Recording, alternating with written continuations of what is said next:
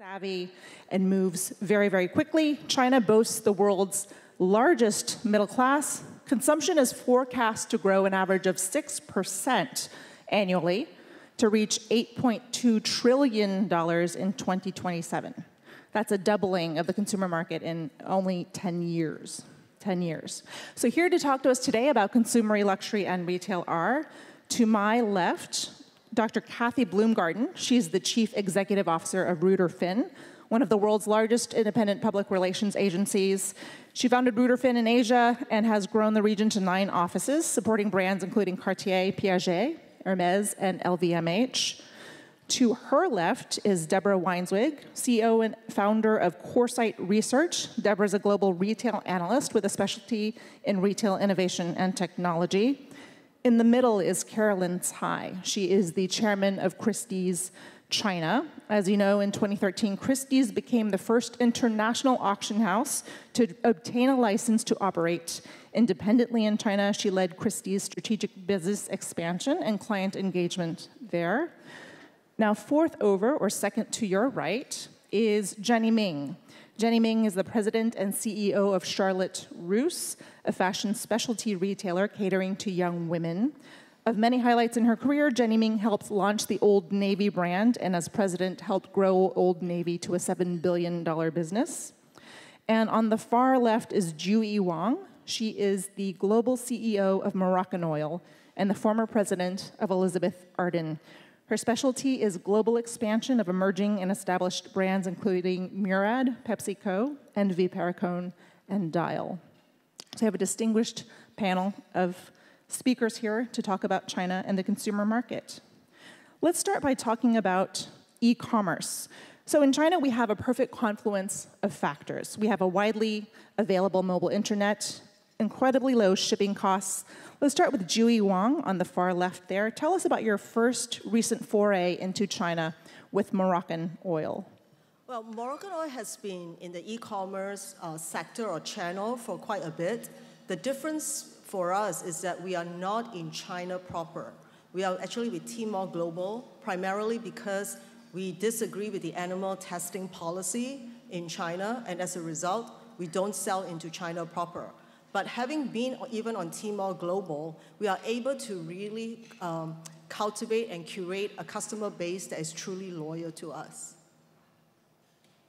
Could you talk a little bit about the Singles Day promotion? Yeah, so I joined the company about 9 months ago, and my very first opportunity was with 11.11, where I really felt like we could really make a mark, given that our e-commerce presence was strong.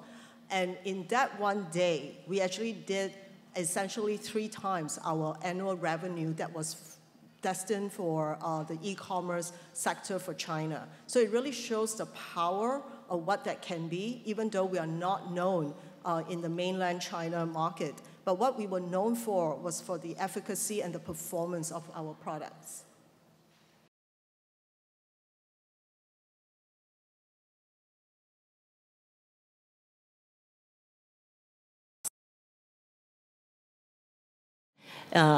I don't know how many of you know that the Adventure movie opened up last weekend in China, and they did over 200 million for the opening weekend. It's probably the first, just a little shy of what the US counterpart did. I mean, this is something that's pretty unbelievable. So you could tell that they are now in the mainstream of really in entertainment and travel. Ju Wang, I want to go back to you very quickly. Can you tell us about who is your Moroccan Oil consumer and what have you noticed about him? I think if you want to look at it in terms of the Chinese consumer, they actually have the sensibilities of the baby boomers of the West, meaning that they do want quality and they want their money to go a further ways. It's not necessary that it's value in terms of price, but value in terms of delivery. But at the same time, they also have the sensibility of our millennials in America, where it is very much about customization, and it's really about what they believe is tailored for their needs. So the good news is with a lot of brands today, as mentioned, there's a lot of focus on the customer experience, and that's exactly what we are doing with our social media platforms, where the communication is not about just the brand itself, but it's about the lifestyle approach and how the association with the brand gives them an opportunity to really look at it as a definition of why they chose the brand rather than the brand choosing them. So it has been interesting to see that crossing over, because here in the US, the consumers are a lot more directed towards efficacy, while the customization is still important to them. They know the brand, it's been around for 10 years, and so as a result of that, they are less particular when it comes to who we are, because they know who we are. But in the China and the Asia markets, we are still an infant brand as far as they are concerned, so the ability to really connect with them and making sure that they see the brand as representative of their interests rather than the brand's interests makes a big difference.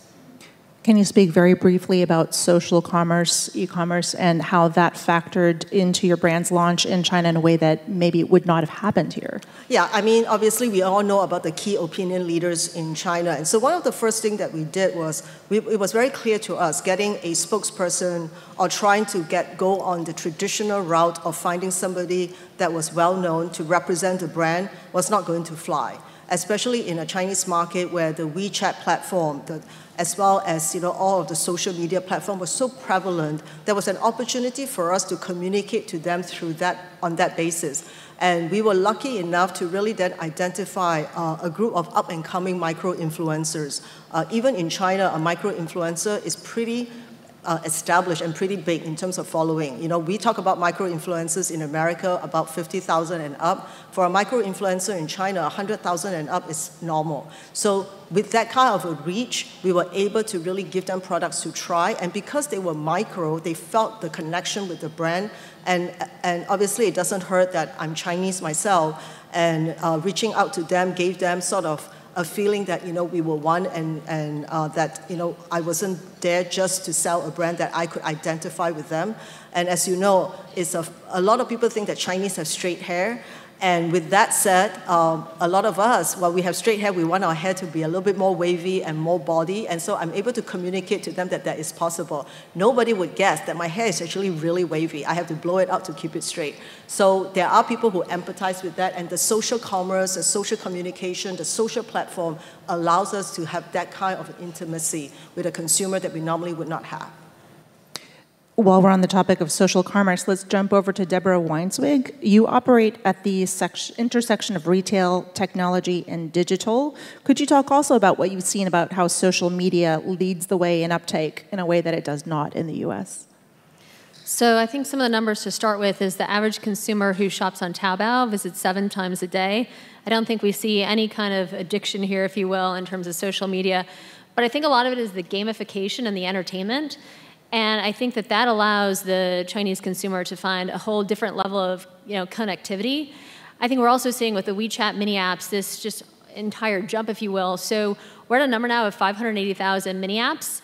That was reached between January of 17 and now. It took Apple 4 years to reach 500,000 apps. So what we're seeing is just an entire different number in terms of the ability to shop. And also what we're seeing is in terms of the China social commerce market, it will top US $150 billion with 24 million merchants selling on platforms by 2020. So we're just from a numbers perspective, we're in an entirely different place than we are in the US. Also, I think something that we haven't talked about yet is the outbound Chinese tourist.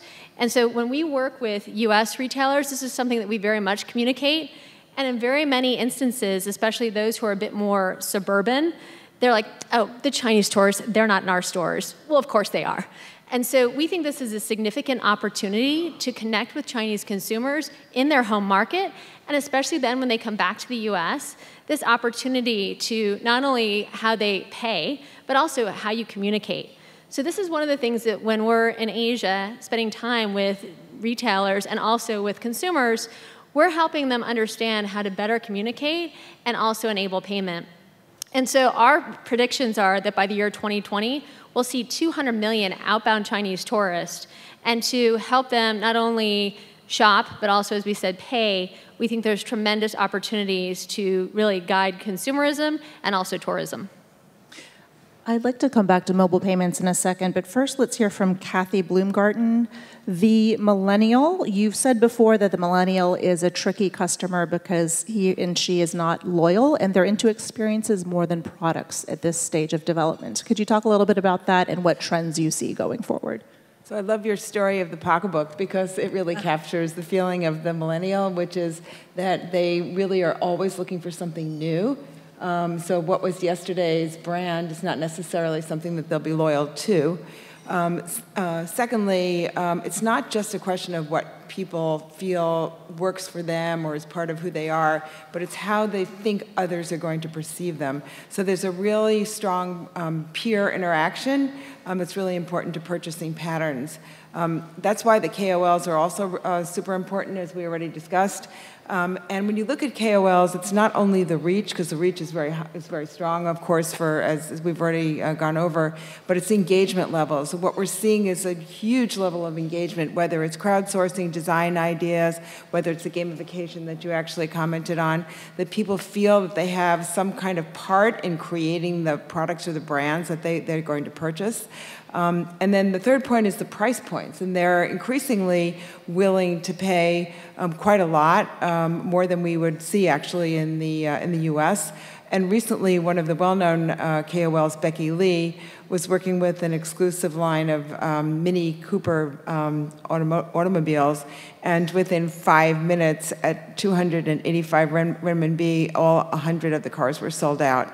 So it's really an extraordinarily fast-paced, very high-level kind of e-commerce phenomenon. And for the Alibaba luxury pavilion, for example, the average amount that people are purchasing online is about $150,000 a year. So it's far greater than what we're seeing. And you have to remember that millennials in China, the sheer numbers are so huge that some people estimate is actually more than the entire population of the US and Canada combined.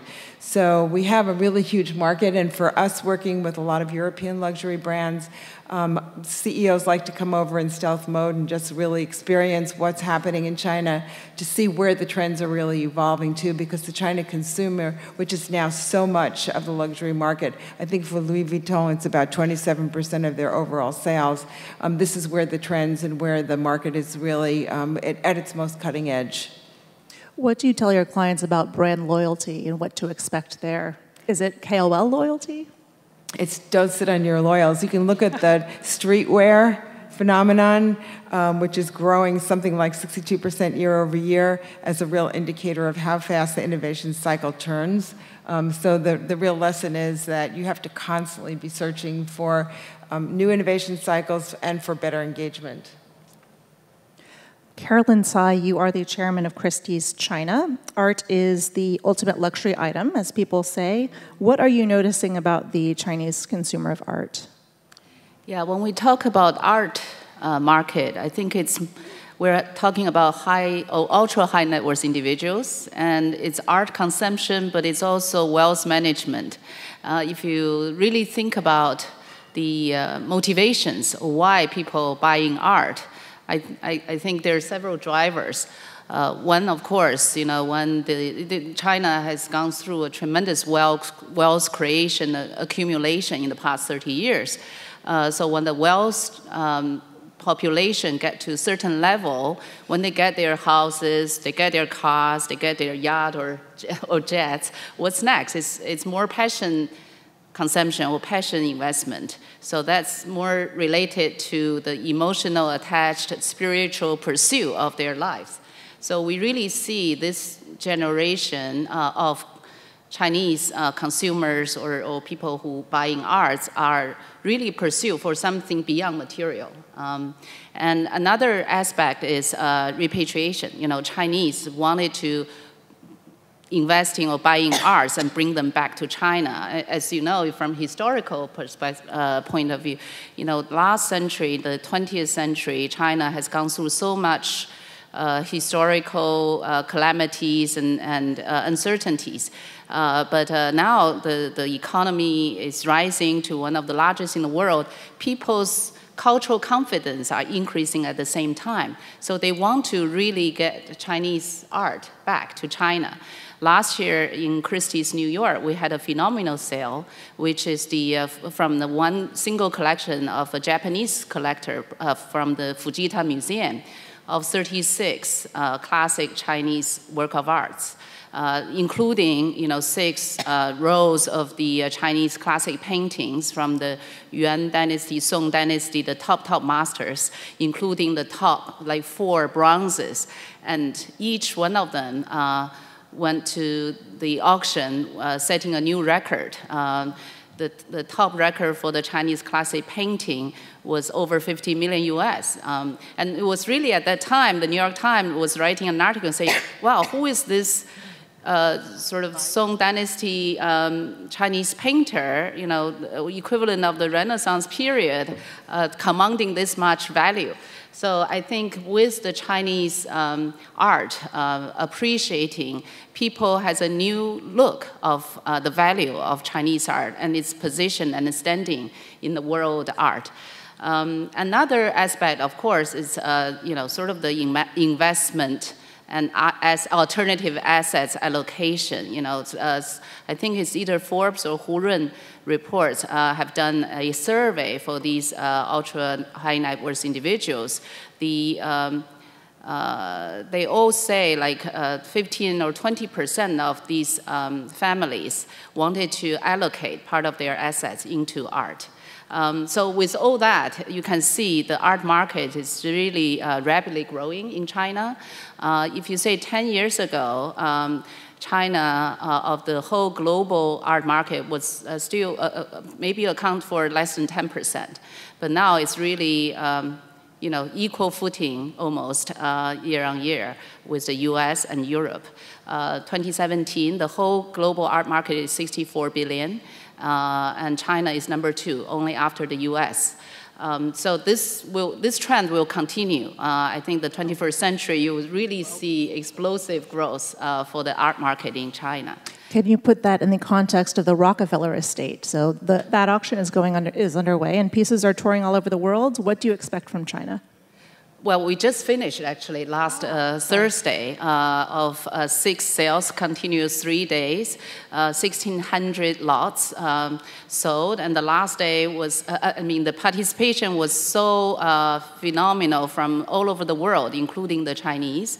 The last day, the sales was lasting for almost 14 hours. So I was in the sale room for 14 hours trying to finish the last lot by 2 a.m. You see, because Rockefeller collection is very unique in that it's a century of collection passing through several generations of the most well-known family. And second of all, the art is so diverse because of their world interest. They have Japanese art, they have Chinese art, they have the best impression modern art. And you see, actually, the price range is also varies tremendously. So it really attracts so many people. Of course, some are traditional art collectors, but there are a lot of people who just want to get a piece of the Rockefellers. And of course, there are a lot of philanthropists participating as well, because all the proceeds go to the 12 foundations and charitable organizations. And the Chinese participation are quite active. Great. So let's talk about, let's go back to e-commerce and mobile payments. So I just landed in New York yesterday from Shanghai, and I have not had, I lost my American credit card. So think about it, I can't rent a car. I mean, there's so many things that I can't do here, but in China, everything is mobile, right? I'm paying my utilities. I even pay, some of my researchers on mobile. I don't need anything else but my mobile phone. And it's all due to something called WeChat and Alipay. Talk to us about what you've noticed. How does this change the market? How does this change the way you look at China? I don't know who would like to take this question. Let's hear from a few people. I can start. With e-commerce, and especially with the ability to pay so seamlessly as we see it, what we find that the average order basket and the average order value actually has gone up. So it is very clear when we sell in a store, let's say in the US, even if we have a lot of promotional support, you will still see people tending to want to buy what they have set up to buy. But when it's online and it's also the ability to kind of impulse, it's a lot more enticing. And we've noticed that with Tmall Global, especially when we do our 11/11, as each time they check out, you kind of say, hey, if you did do this, you'll pick up a bit of value. And you see that at every step of the checkout process, there's engagement because the payment system is just so seamless and it's so painless. And also in China, there's no return. And as a result of that, you can really book all your earnings. Unlike here in the US, you've got to kind of wait 180 days to do it much. I think due to the frictionless nature of payments and also I would say the collaboration through artificial intelligence. So for example, with Alibaba, as was just mentioned, so their chatbot, Dian Xiaomi, which handled on 11/11, 95% of inquiries, I think their $25.3 billion that was handled through the platform significantly exceeded their expectations. But I think that this was due to the fact that not only was it easy to pay, but also the fact that they also delivered 600 million tailored recommendations. And so the fact that it's tailored to you, customized, words that we've continued to hear, and the fact that it's frictionless, it makes it so much easier to shop. And then the fact that we have this gamification, entertainment, and education, we don't see this anywhere else in the world, so it's fun to shop. Right? I go out to dinner with my friends, and what do? We all share what we've seen that we want to buy, and it's really fun, right? I mean, so what we're starting to see, right, and we talked about this earlier, right? Europeans are going to China, Americans are going to China to see what they're doing there, like, what's the magic, right? Because it really is magical in terms of the shopping experience. We don't see it anywhere else in the world. And right, when I go into a physical store, I negotiate with somebody what kind of discount they're going to give me on WeChat. And so it makes it fun in a whole different kind of light that I haven't had the experience in many years here in the US. So I think there's a lot that we can learn in terms of the frictionless aspect, but also in terms of the entertainment aspect. It also makes it more of an engagement, or you can facilitate engagement, so you can get involved, you can design, give your own design input, you can crowdsource with your friends. Shopping at a store, in a physical store, is a one-to-one kind of experience, whereas online it's much more, you're enabled to get involved in a different kind of way. And for us, because we have 12 auction centers around the world, and the previews are happening everywhere in the world, but you can't really go to all of them, of course. So the digital, the social media allows art to be exhibited with such, interactive ways. Definitely helps the business to grow. I would say that we have so much to learn from China. I know for myself, I make sure that I'm back in China at least 2 or 3 times a year just to see how fast things move compared to the US. I mean, there's just really no comparison. And really, a lot of the innovation is really coming out from China. Just a few numbers. There are 750 million internet users in China. China accounts for 40% of global retail e-commerce. 40% of global retail e-commerce. And the mobile payment market is a whopping 11 times that of the US. I don't have a need to rent a car in China, but I sort of wish I did. I wouldn't need a credit card. It's interesting, in tier 2 and 3 cities, they're sort of just leaping right into mobile, from cash straight into mobile. Very few people, you don't have to carry cash or any kind of card or any kind of bank card anymore in China. You can get around. It's really quite amazing. Let's talk a little bit about KOLs. I'm curious about this aspect. Who are they? Who are you engaging with? What do they do for you? Oh, 5 minutes already. Wow, let's skip over KOLs. I want to talk about competitive advantage. So we had a prep call, and I think it's very interesting to talk about government incentives and support, as well as Beijing's protectionism of Chinese companies, right? There are upsides and downsides to the state of affairs. Does anybody have anything to say about this particular issue? Actually, that's my pet peeve, so I'll start. Yes. I think one of the reasons, and I'm Chinese, so I probably can say this. If you look at every one of the social platforms in China, they all have their own because they block all of the Western and the US platforms from going in, from your Facebook, to your Amazon, to your Pinterest, to your Instagram, to your YouTube. You will find an equivalent of a Chinese platform. And basically, they are able to do that because they are able to learn very fast from the Western world. In doing that, because of them being Chinese being very enterprising, they are able to leapfrog the competition. So on many levels, that foundation has already been built, a lot of which time by the US or by the Europeans, and now the Chinese consumers or the Chinese technology companies are able to take advantage of it. I know I'm not going to be very popular after this, but I can tell you that if China had to rebuild all those technology and had they allowed the Facebook, the YouTube, the Instagram, the Pinterest to get in, things may be quite different. They may have the eyeballs, they may have the people, but they do not have the technology, and competition was really curtailed. So, and all transparency, I am on the advisory board of Facebook, so I therefore will support them. So we've had a very positive experience. We run an innovation lab in Shanghai called the Explorium. So for example, Macy's China sits in the lab, and we have TechNode sits in the lab, as do other startups. But we ran an experiment for Build-A-Bear, and they were trying to understand the Chinese consumer.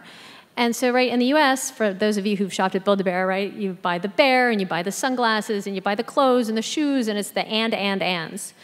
But the Chinese consumer, they felt the value was in the package, right? The bear with the shoes, with the sunglasses, with the everything. And so if they hadn't experimented in the lab, they wouldn't have known that. And what we do in the lab is we allow all retailers, any of you who wanted to come through, we could show you, we could set up an experiment, we offer free space. But we did this in collaboration with, working with others in the local government, and we wouldn't have been able to do that in a way without their support. And I've seen friends of mine who are fashion designers who've been able to have runway shows and everything, but with the support. And so I do think this idea of partnership and collaboration is the best way to get things done.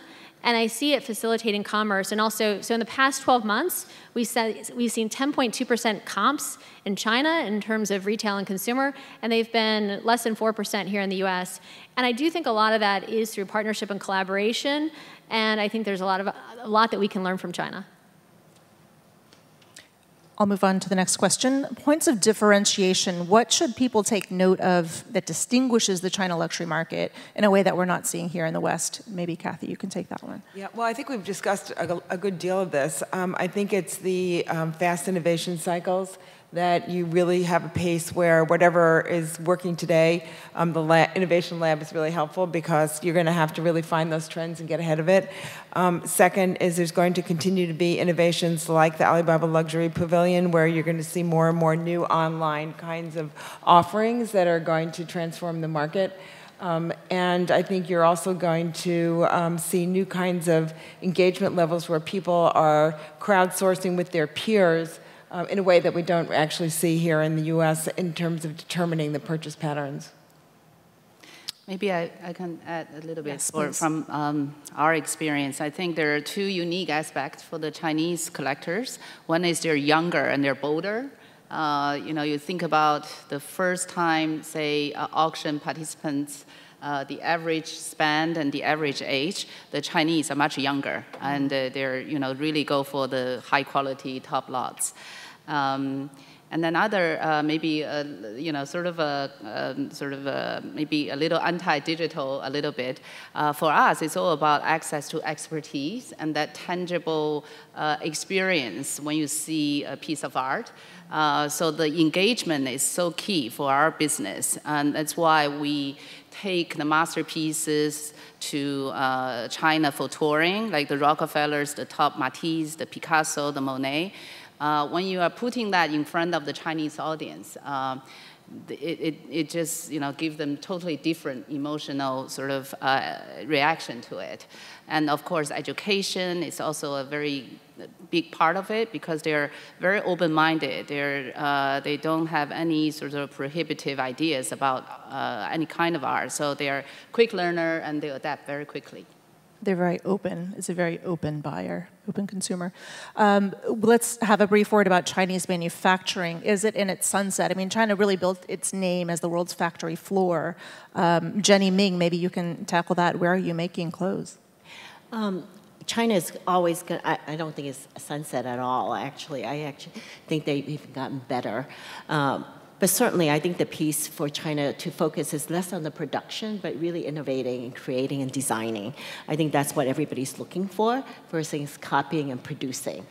And I think just it's a matter of time, because it takes many, many years to have the history and to build up a brand. I think that we will be seeing that coming. But I certainly am not seeing the sunset of manufacturing at all. But of course, the labor cost has increased, and so a lot of us do look at other countries to produce, and other countries gotten a lot better too. I had the 1 minute warning, but I'm going to be selfish because the other panels took a couple of extra minutes. Let's just see if there's anybody who has, let's look into the China crystal ball. What can we expect for the future? Any final words? Go ahead. Okay. Well, I'm going to add that Yes, please. the move to the second, third, and fourth tier cities is going to be a really big phenomenon. And already you're seeing that a good percentage of the growth is going to come from these cities. So I think people have to reorient themselves toward really understanding the demographic trends and how the economies are going to grow in these parts of China. So I would say that we're looking at China as really the groundbreaking for artificial intelligence. And what we're starting to do now is we're helping US companies build labs back in the US and looking for inspiration from China from a technology standpoint and trying to recreate some of that technology here in the US actually. Well, I think it's really the art will continue to grow, and especially Chinese art with such a big supporting base, the value look out in that area. I think there's no company out there are not looking at the Chinese consumer in one part of it. It's really just, I would say, kind of in the midpoint. There's so much more to go, and everybody's really want a piece of that consumer spend. And I think to echo everyone, the Chinese consumers will continue to leapfrog the competition and their competitors in the Western world and in Europe. And I think when they do that, the demand for quality, the demand for designer brands are such that it's no longer about the logo. It's about it's about the quality of the product. Quality. Yeah.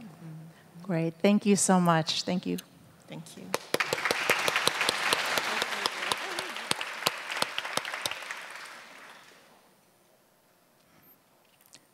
Up next, we have our podcast team. We're in for a real treat. Kaiser Kuo and Jeremy Goldkorn, they're the dynamic duo behind the award-winning podcast Sinica. They're also the editors of Sup China, and they'll come up here and lead a discussion with Janet Yang on the entertainment and Hollywood. Are these guys in the audience?